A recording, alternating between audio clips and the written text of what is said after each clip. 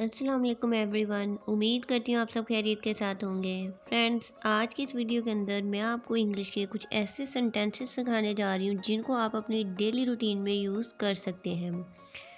तो स्टार्ट करते हैं। सबसे पहले देखें, मेरा सर चकरा रहा है। My head is spinning. ये कप जूठा है।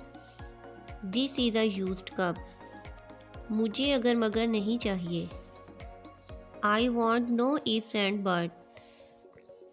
कोई नई ताज़ी। Any scoop. तुम्हें कैसे पता चला। How did you come to know. मेरा बिस्तर लगा दो। Make my bed. वो खाते पीते ख़ानदान से है। He come from a well off family. कुछ गड़बड़ है। Something is fishy.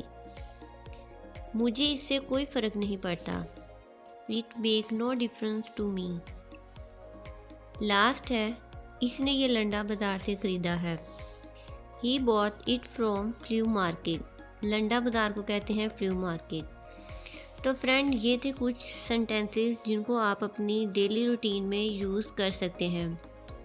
वीडियो पसंद आए तो इसको लाइक और शेयर करना मत भूलिएगा, और अगर चैनल पे नए आए हैं तो जल्दी से चैनल को सब्सक्राइब कर दें। अल्लाह हाफिज़।